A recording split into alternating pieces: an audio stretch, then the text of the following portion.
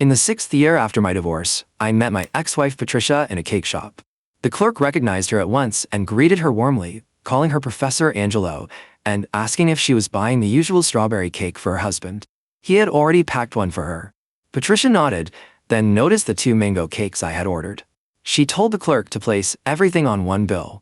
I refused and lifted my phone to pay, but she was faster, her card already tapped. She glanced at the cakes and said quietly that each one cost $85, and that in the past I would hesitate for weeks before buying even one. She added that she earned more than I did, and that it was fine. I still declined. Her eyes drifted over my clothes, and she sighed. Rob, it has been years. Are you still angry? I smiled politely and said she was assuming too much. My hand brushed the wedding ring I wore. I had remarried and had a child. Holding grudges felt unnecessary. Even so, she quickly paid, leaving me no chance to stop her. I insisted on settling my own bill, but the clerk apologized, telling me the payment had already gone through. He suggested I transfer the money to her instead. So I turned to Patricia and said politely, "Show me your code. I will return the amount." She handed me the cake bag and told me to keep it, saying my birthday was in 3 days and these could be her gift. Her voice was gentle. I ignored the comment and held out my phone. "Skim my code. I do not owe anyone." To me, it was only 2 pieces of cake, something small for my daughter and me to enjoy. Seeing I would not let it go, Patricia hesitated, then took out her phone with a soft sigh.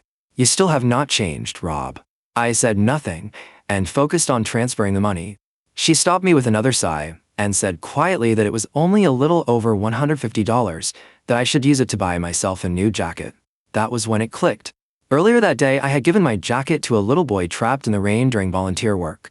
It was chilly, so I had borrowed a jacket from a nearby security guard afterward. She probably assumed I was still struggling financially. I simply thanked her and headed for the exit, but she grabbed my arm. "Let me drive you home." I stepped away at once. "No need. Your husband will get the wrong idea." She reached toward my hand, but paused halfway. She knew exactly what kind of man she had married after me. "Rob, maybe we should exchange contact information." I lowered my head and stayed silent. Our divorce back then had been ugly. We deleted everything. We even swore never to speak again. I shook my head. "No need." She said she only wanted to make sure I was doing better, that she hoped she could at least help financially. She claimed it was her way of making up for the past. All I could do was laugh inside. 6 years ago, I had walked out with nothing, not even a single dollar of compensation, yet now she wanted to offer it herself. While I was still trying to process her words, a young man in a light apricot hoodie jogged over and wrapped his hand around Patricia's arm. "Baby, I was calling you. Why did you not answer?" he said, cheerful until he noticed me. His smile froze for half a second, then snapped back into place. "Robert, what a surprise. It has been years. How about we catch up over a meal?" Before I could react, Tobias grabbed my arm as if we were old friends. He talked loudly and quickly, telling me they had searched for me for 6 years, that even my old coworkers thought I had gone abroad. I looked at him closely. He had changed so much I'd barely recognized him. The timid young man with simple clothes and sun-darkened skin was gone. Patricia had polished him into something bright and confident. I responded with a polite, distant smile. "I did go abroad." "Really?" He blinked hard. "But I went looking for you several times after the divorce. They all told me you returned to the countryside." Before he could finish, Patricia cut him off firmly. "Enough. That is in the past." She gently adjusted his hair and told him to eat the cake she bought, or it would melt. He took big bites while still talking through them. He insisted they treat me to dinner and reminded me that I once paid for his entire university education, that he would not be who he was today without me. He sounded sincere, almost forcing me to accept. I checked the time. I still had over an hour, so I nodded. "All right, but I can only stay until 8:30. They chose a restaurant near Sky University. On the way there, Tobias kept chatting and even tried feeding Patricia cake by mouth. She looked uncomfortable because I was there and pulled his hand down, whispering for him to behave because Rob was watching. He laughed and apologized, saying they had been married for years and were simply used to public affection. He even joked that they sometimes could not stop themselves from kissing in the street. I caught the pride in his eyes and smiled calmly. "It is fine.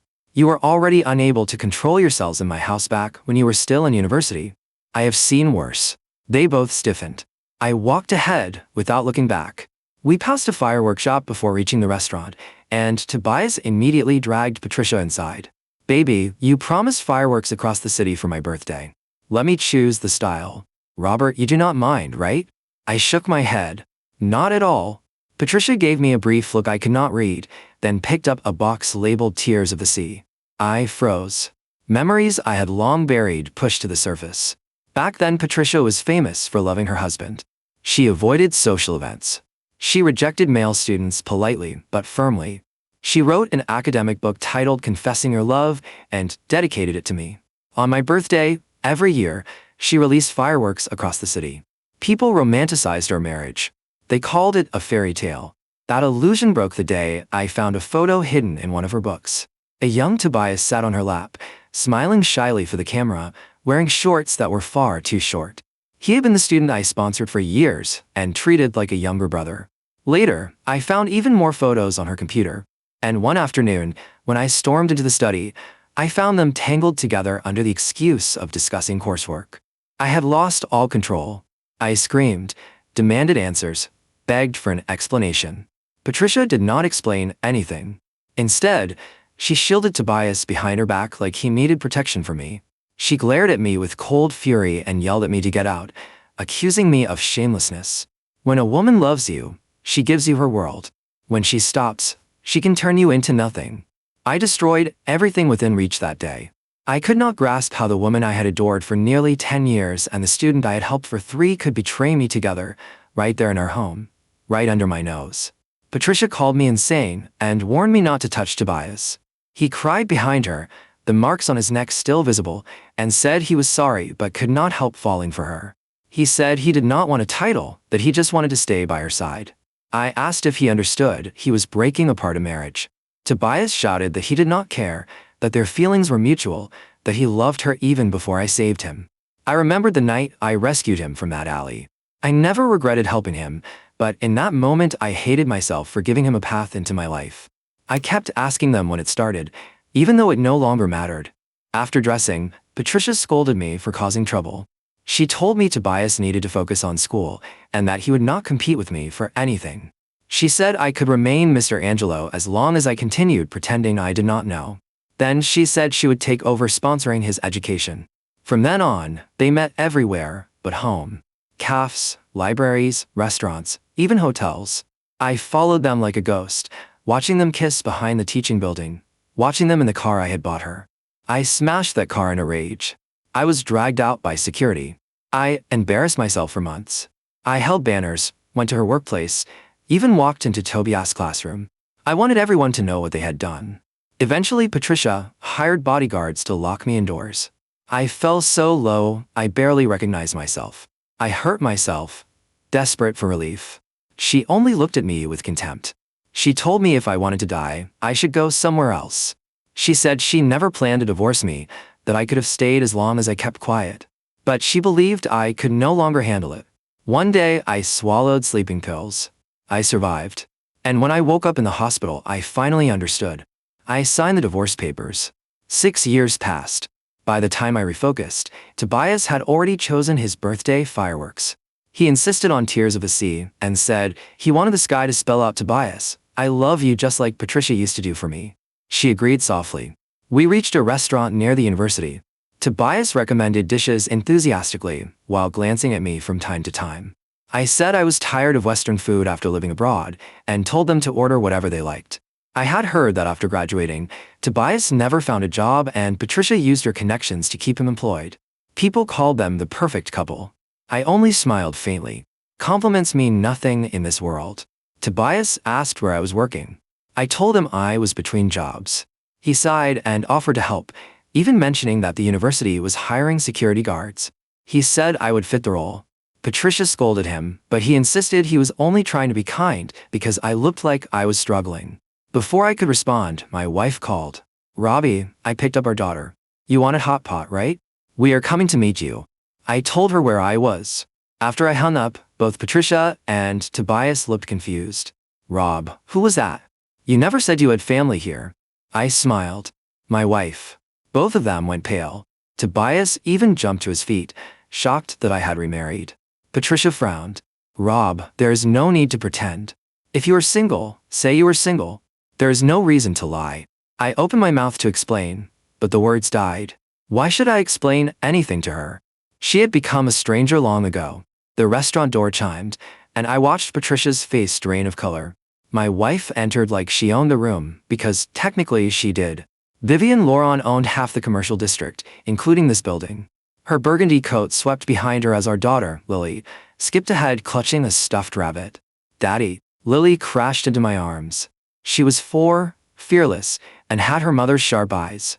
Vivian kissed my cheek before turning to assess Patricia and Tobias with the clinical precision she usually reserved for hostile board meetings. I'm so sorry we're interrupting. Robbie did mention he was dining with friends.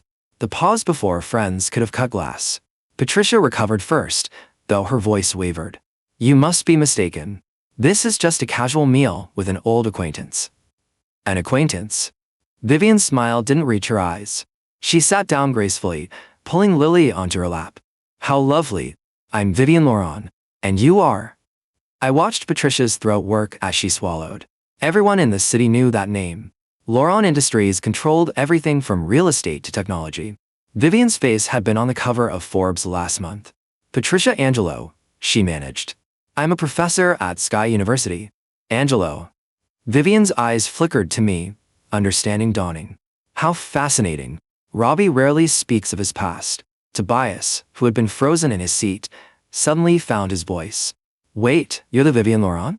The one who just acquired the Jean Corporation. Guilty.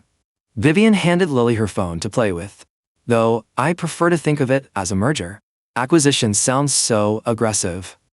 I caught the tremor in Patricia's hand as she reached for her water glass. She was doing the math, connecting dots she didn't want to connect. Rob, Patricia said slowly, what exactly do you do? Before I could answer, Lily piped up with the brutal honesty only children possess. Daddy gives money to people who need help. He gave away a whole building last week and Mommy got mad because he didn't tell her first. Vivian sighed. It was a hospital wing, darling. And I wasn't mad, just concerned about the tax implications. The silence that followed was exquisite. Tobias looked like he'd swallowed something sour. A hospital wing? The Laurent Foundation handles most of our charitable work, Vivian explained casually, as if discussing the weather. Though my husband prefers a more hands-on approach. He insists on meeting every scholarship recipient personally, which is why he's never in the office. She touched my hand. It's admirable really. Exhausting, but admirable. Patricia's face had gone from pale to ashen. The Laurent Foundation. You're R.J. Laurent, the anonymous donor who funded the new library at Sky University. I said nothing. I didn't need to. But you were. Patricia's voice cracked. 6 years ago, you had nothing. He had everything that mattered. Vivian corrected sharply. He just didn't waste it on people who didn't deserve him. The server arrived with menus, breaking the tension. Tobias excused himself to the bathroom, practically fleeing. Patricia sat rigid, her carefully constructed world crumbling around her. Rob, she whispered. Why didn't you say anything? I looked at her, really looked at her and felt nothing. No anger, no bitterness, not even satisfaction. Just a vast, peaceful emptiness where she used to live. What was there to say? Vivian suggested we all attend the university's annual charity art exhibition the following evening. I knew what she was doing. My wife had a theatrical streak when it came to protecting what was hers. It's for the new art building, Vivian explained sweetly to Patricia. I believe the largest donation came from an anonymous benefactor? R.J. Laurent, perhaps? Patricia's smile looked painful. I'll be there. The next evening, Sky University's main hall glittered with the city's elite. I wore a simple suit, no tie. Vivian wore diamonds and a dress that cost more than Patricia's annual salary. Patricia arrived with Tobias, who had clearly raided someone's closet for a designer jacket that didn't quite fit his frame. She wore the same earrings I'd bought her for our 5th anniversary, a detail I noticed and immediately wished I hadn't. The university president spotted us and rushed over, practically tripping over himself. Mr. and Mrs. Laurent, what an honor. We can't thank you enough for the new facility. Patricia overheard. I watched realization after realization crash over her like waves. President Chun, I greeted him warmly. Just happy to support the arts program. Support. He laughed. You built it. The entire R.J. Loron Art Center, $12 million.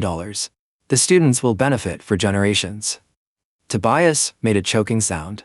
President Chun continued, oblivious to the tension. And Professor Angelo, your husband was just as generous. $8 million for the new research wing.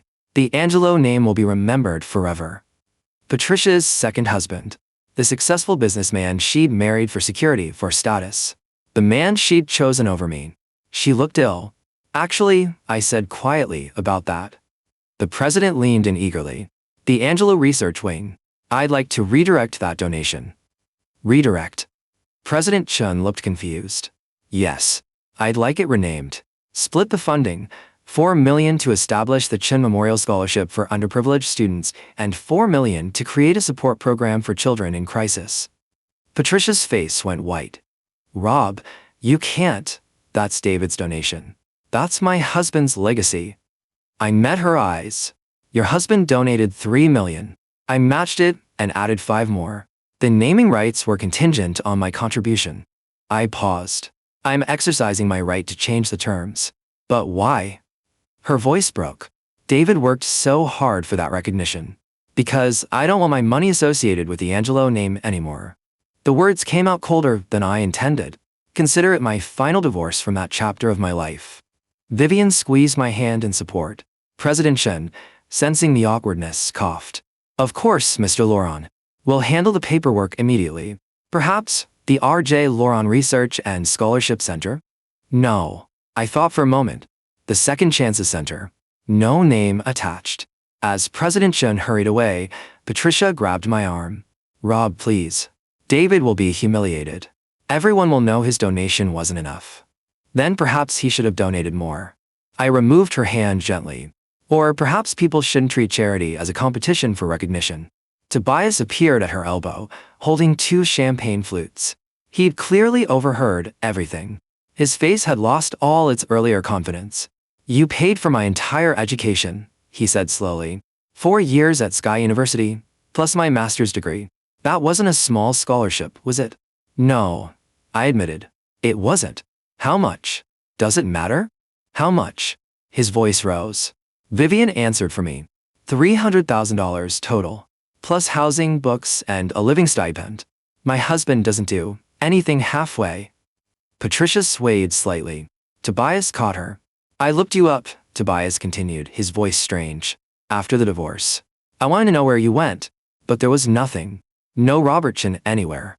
It was like you'd vanished. I didn't want to be found. But Robert Chen isn't even your real name, is it? Tobias looked at Vivian, then back to me. You're Robert Loron. You've been wealthy your entire life. I'm Robert Chen, I corrected. I took my mother's maiden name after the divorce. Loron is Vivian's name. I never changed it legally. Too much paperwork. I shrugged. The RJ stands for Robert John, my mother's family name. So, everything. Patricia's voice was barely a whisper. The tiny apartment, the second-hand clothes, working double shifts, was real. I cut her off. I wanted a simple life. I wanted to be loved for who I was, not what I had. My family wasn't pleased, but they respected my choice. I paused. Until the divorce. Then they took me back, helped me recover. Recover? Patricia's eyes glistened. From the suicide attempt you asked me to hide elsewhere for. The words hung in the air like a blade. Vivian's hand tightened on mine. She knew this story. She'd helped me through the nightmares, helped me rebuild what Patricia and Tobias had shattered. That's not fair, Patricia whispered. I was confused. I made mistakes. You made choices, I corrected. There's a difference. 3 days later, Vivian hosted a garden party at our estate. It was partially business. She needed to schmooze investors, but I suspected she also wanted to make a point. I didn't expect Patricia and Tobias to show up. But they did, arriving with a gift basket and desperate smiles. We were invited, Patricia explained quickly, showing an embossed invitation. Your assistant called. My assistant hadn't called anyone. Vivian had. The party was everything Patricia's academic circles aspired to. Tech moguls mingled with old money. A quartet played near the fountain. Lily chased butterflies through rose bushes that cost more than most people's cars. I watched Patricia take it all in, the sprawling grounds, the staff, the casual wealth displayed without pretension. This was the life she'd wanted, the status she'd married David Angelo for. And I'd had access to it all along. Impressive home, Tobias said, approaching me near the koi pond. He ditched Patricia momentarily. Must be nice. It's Vivian's, I said. Family estate. I still prefer our smaller apartment in the city. Of course you do. His laugh was bitter. Saint Robert, too humble for his own wealth. Is there something you want to say to me? He was quiet for a long moment, watching the koi glide through the water. I was so jealous of you, you know. Back then. You had everything, Patricia's love, respect, stability. I was just some poor kid from the village, dependent on your charity. So you destroyed my marriage to feel equal? I loved her. His voice cracked. I still do. But she's different now. Distant. She looks at me sometimes like she's trying to remember why she chose me. I should have felt vindicated. Instead, I just felt tired. That's not my problem anymore, Tobias. She wants you back. The words tumbled out. She won't say it, but I see it. Ever since she learned the truth about you, she's been cold to me, distracted. She keeps talking about mistakes and second chances. Then you know how I felt for 2 years. His face crumpled. I was 22. Stupid. I thought love justified everything. He laughed harshly. Now I'm the one being cheated on. Funny how karma works. I turned to him sharply. What? Not physically. Not yet. But emotionally? She's already gone. She's been researching you obsessively. Your companies, your charities, your life with Vivian. She even tried to find out where you lived before this. He gestured at the estate. She's consumed by what she lost. That's still not my problem. I know. He met my eyes. I'm not asking you to take her back. I'm asking you to make it clear you never will. Because right now, I'm living in purgatory. She's with me, but she's not. And I can't compete with the ghost. Before I could respond, Patricia appeared. She'd changed into something more elegant, probably borrowed from a friend. She looked beautiful and utterly out of place among Vivian's crowd. Rob, could we talk? Privately? Vivian materialized at my elbow, like she had radar for these situations. Unfortunately, my husband and I have to greet some new arrivals. Perhaps later? Her smile was polite ice. It's important, Patricia pressed. Then it can wait. Vivian linked her arm through mine. Come along, darling. The Singapore delegation just arrived. As we walked away, I heard Tobias say something sharp to Patricia. She responded in kind. Their fairy tale was cracking, just like mine had. Later, I found Patricia alone on the terrace, staring at the city lights below. You win, she said without turning around. Is that what you want to hear? I wasn't competing, weren't you? She faced me, and I saw tears tracking through her makeup. This party, the exhibition, the revelations, you're showing me everything I gave up. Everything I was too blind to see. That's not why I'm doing any of this. I don't think about you enough to orchestrate revenge. The words hit harder than any insult. She flinched. 6 years ago, she said quietly, I thought I was trading up. David was successful, stable. Tobias adored me in ways you never seemed to. You were always so controlled, so distant. I thought you didn't feel things deeply. I felt everything. I just didn't know how to show it in ways you needed. I know that now. Her voice broke. I see how you are with Vivian, how you light up around your daughter. You laugh now, Rob. You laugh. I don't think I ever heard you truly laugh when we were married. Because I was miserable. Were you? Even before Tobias? The question caught me off guard. I thought back to our marriage, the early years before the betrayal. No, I admitted. But I thought that was normal. I thought marriage was supposed to be comfortable, steady. It was suffocating, she whispered. We were suffocating each other. But instead of talking about it, I chose the worst possible way out. And you deserved better than that. Yes, I agreed. I did. She laughed wetly. You're supposed to be gracious now. Accept my apology. I'm not that evolved yet. We stood in silence, two people who used to share everything now separated by an unbridgeable chasm. I won't bother you again, Patricia finally said. I just needed you to know that I understand what I lost. Not the money, I never cared about that. But you, the man you've become, the man you maybe always were and I was too foolish to appreciate. Patricia? No, let me finish. She wiped her eyes. I see how Vivian looks at you. Like you're her entire world. I used to look at Tobias that way. Now I look at him and just feel tired.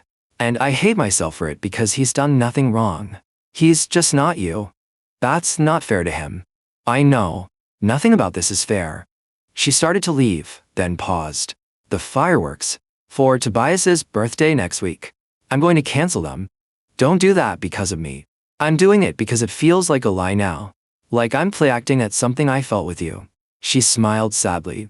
Turns out you can't just transfer love from one person to another like changing clothes. It doesn't work that way. She left before I could respond. Vivian found me minutes later. Everything all right? I don't know, I admitted. She apologized. Do you feel better? No. I feel worse. I pulled her close. Is that strange? Not at all. She kissed my temple. Closure isn't always satisfying. Sometimes it's just sad. I loved her so much, I whispered. And I loved who I thought Tobias was. Losing them both nearly killed me. Literally. But you survived. And you found something better. I found everything. I held her tighter. I just wish it didn't cost so much to get here. The scandal broke 3 days before Tobias's birthday. Someone I never found out who leaked photos to the university. Not of Patricia and Tobias from 6 years ago, but current photos. Patricia entering a hotel with a visiting professor. Multiple occasions, different hotels, always during hours when Tobias thought she was working. The university's ethics committee launched an immediate investigation. Patricia was suspended pending review. David Angelo, humiliated by his wife's infidelity, filed for divorce. And Tobias showed up at my office, completely falling apart. She was cheating on me, he kept repeating, pacing in front of my desk. The entire time she was obsessing over you, she was sleeping with someone else. I didn't know what to say. My assistant had tried to turn him away, but I'd let him in. Maybe because I remembered what it felt like to have your world implode. With Professor Harrison from Cambridge. He's only here for a semester. Tobias laughed hysterically. Do you know what she told me? That he makes her feel young. Exciting. That I'd become too comfortable. Too predictable. The irony was suffocating. I'm sorry, I offered quietly. Are you? He whirled on me. Are you really? Or are you glad? Glad that karma finally caught up to her. I'm not glad anyone is hurting. Liar. He slammed his hands on my desk. You should be celebrating. The woman who destroyed you is getting exactly what she deserves. Maybe, I acknowledged. But that doesn't make me happy. It just makes me sad that people keep making the same mistakes. He collapsed into a chair, sobbing. I gave up everything for her. My pride, my self-respect. I let people call me a homewrecker, a gold digger. And for what? So she could do to me exactly what we did to you. Tobias. No, listen. He looked up, face blotchy and red. You tried to warn me. That day in your house when you caught us. You asked if I understood I was breaking apart a marriage. I said I didn't care. But I should have listened because now I understand. Now I know what it feels like to be you. I don't want you to feel like me. Not like I was back then. Why not? Don't I deserve it? The question hung in the air. Did he? Part of me, the part that still carried scars, wanted to say yes. Wanted to watch him suffer the way I had suffered. But Lily's face flashed in my mind. My daughter, who I'd almost never met because I'd swallowed those pills. Who gave me butterfly kisses and told me I was the best daddy in the world. No one deserves that kind of pain, I said finally. Not even you. He looked at me like I'd slapped him. How can you be kind to me? After everything? Because someone was kind to me when I needed it most. I thought of Vivian, of how she'd found me at my lowest, and somehow seen something worth saving. And because holding on to hate was killing me, I had to let it go to survive. I don't know how to let go. His voice broke. I still love her. Even now, after everything, I know. That's the worst part. We sat in silence for a long moment. Two men connected by the same woman's destruction, finally understanding each other. She's asking for you, Tobias finally said. Patricia. She's holed up in her apartment, refusing to see anyone. But she keeps saying your name. That's not my responsibility anymore. I know. I just thought you should know. He stood to leave, then paused. Thank you. For not throwing me out. For listening. Take care of yourself, Tobias. Yeah. His laugh was hollow.